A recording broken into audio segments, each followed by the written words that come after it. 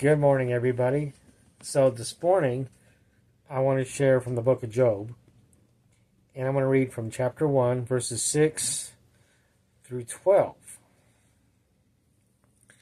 And this is a scene in heaven.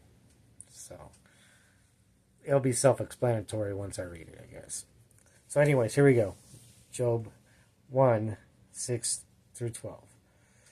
Now there was a day when the sons of God came to present themselves before the Lord, and Satan also came among them. The Lord said to Satan, "From where do you come?" Then Satan answered the Lord and said, "From roaming about on the earth and walking around on it." The Lord said to Satan, "Have you considered my servant Job? For there is no one like him on earth, a blameless and upright man, fearing God and turning away from evil." Then Satan answered the Lord, "Does Job fear God for nothing? Have you not made a hedge about him and his house and all that he has on every side? You have blessed the work of his hands, and his possessions have increased in the land. But put forth your hand now and touch all that he has. He will surely curse you to your face." Then the Lord said to Satan, "Behold, all that he has is in your power, only do not put forth your hand on him." So Satan departed from the presence of the Lord. So, a couple things I want to point out. One, the difference between God and Satan is God is omnipotent. He knows everything. He sees everything. He hears everything. He's the creator of all. Satan is not. Satan is Lucifer, a fallen angel. He cannot see everything, and he does not see all or hear all. Hence, he himself, answering God, when God asked him where he was, he said he was roaming around the earth. So, if he's roaming around the earth, that means he can only be at one place at one time. And I will say that is true to this day. That's why he has demons and evil spirits that he deploys to afflict us here on earth. So, but God asked Satan, "Well, what do basically, what do you think about Job?"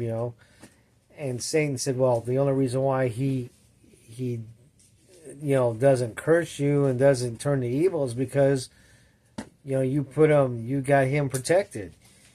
You bless everything he does. You don't put him through any pain or suffering.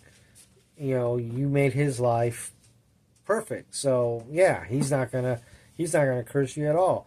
But if you start taking those things away from him, I guarantee you he'll curse you." So God, already knowing in advance the outcome that Job is going to come to realize his place in comparison to God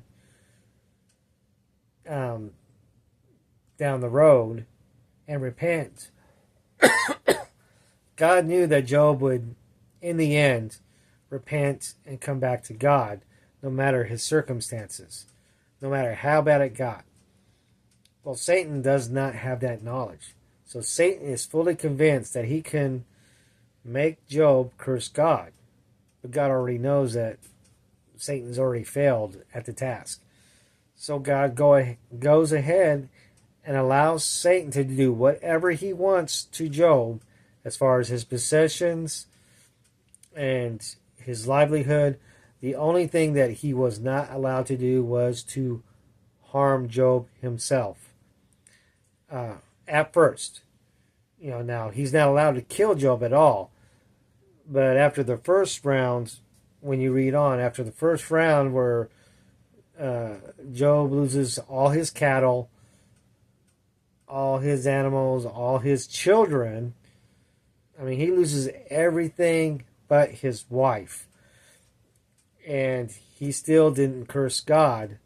So then the Lord allowed him to afflict him with like boils and nasty skin diseases and whatever. But he was not allowed to kill him. He was only allowed to plague him with illnesses and diseases and stuff like that. Nothing to kill him, though. But anyways, that's further down than what I wanted to cover. My main point was the reason why the Lord sometimes allows Satan to throw a wrench in our lives is to get us to realize how much we need him and bring us to a breaking point to where we cry out to him and go back to him and ask for help and forgiveness and for guidance. And I will venture to say that God does this because he already knows that you are not going to fail him. He's got a plan for us, and his plan will be carried out. Whether we go full force or not, sooner or later, his plan will come to fulfillment. And if we have to suffer a little bit because of our stubborn hearts, then that's what's going to happen. Now, Job didn't have a stubborn heart, so don't get me wrong there. This was just a pure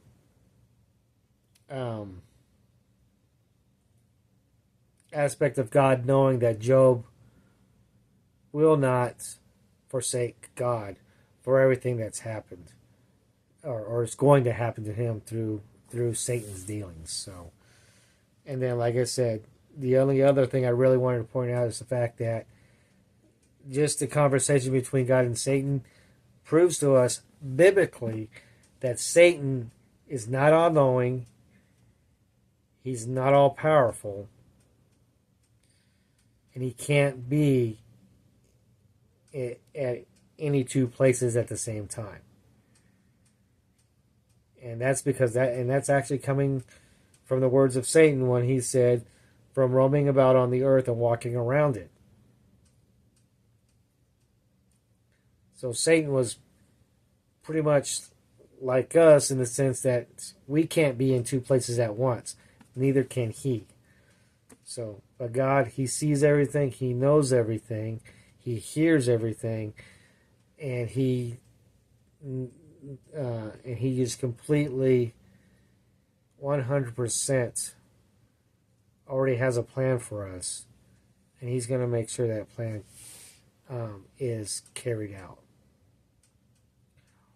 Whether it takes a little pain and suffering, or whether it doesn't really matter. His will be done. And you can believe in that. So, anyways, I love you guys. You have a blessed day, and we will see you tomorrow. Bye.